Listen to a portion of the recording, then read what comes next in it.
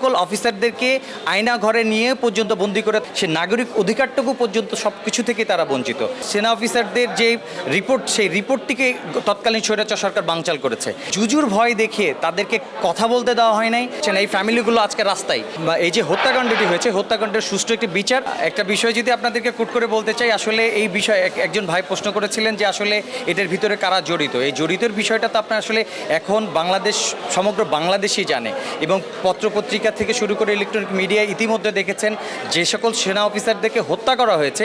Even এই হত্যাকাণ্ডের সাথে যে বিচারের কার্যক্রমে যে সকল সেনা অফিসার ছিল এখানে পিলখানায়, এই সকল সেনা অফিসারদের যে রিপোর্ট, সেই রিপোর্টটিকে তৎকালীন স্বৈরাচার সরকার বানচাল করেছে। এই রিপোর্টটিকে তারা ওখানে পেশ করতে দেয় নাই।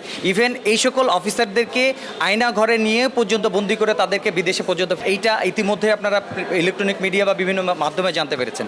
ইভেন এই যে আজকে যে যারা বিডিআরের কারাগারের অন্তর্নিহিত আছে, যারা হলো ন্যূনতম এই যে তাদের রাইটস, নাগরিক অধিকার, সে নাগরিক অধিকারটুকু পর্যন্ত সব কিছু থেকে তারা বঞ্চিত। ইভেন এই যে জুজুর ভয় দেখিয়ে তাদেরকে কথা বলতে দেওয়া হয় নাই।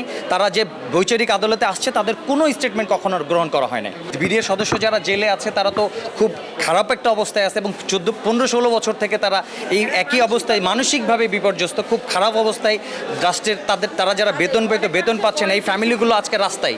এই ফ্যামিলিগুলো তারা কোনোভাবে তাদের ফ্যামিলি মেনটেন করা কঠিন হয়ে গেছে, তাদেরকে মেনটেন করা তো দূরের কথা। মাননীয় প্রধান উপদেষ্টা মহোদয়ের কাছে এবং বাংলাদেশের সকল উপদেষ্টার কাছে আমাদের, এবং বাংলাদেশের ল এনফোর্সমেন্ট থেকে শুরু করে বাংলাদেশের সকল কনস্টিটিউশন বা ইনস্টিটিউশনগুলো বা বাংলাদেশের জনগণ, আপামর জনগণের কাছে আমাদের একটা আবেদন যে আজকে এই বিডিআর হত্যাকাণ্ডের, এই যে হত্যাকাণ্ডটি হয়েছে, হত্যাকাণ্ডের সুষ্ঠু একটি বিচার, এবং আমার যে সকল ভাইয়েরা বিডিআরে অলরেডি বন্দী আছে, এই সকল ভাইদেরকে অবিলম্বে মুক্তি দেওয়া হোক।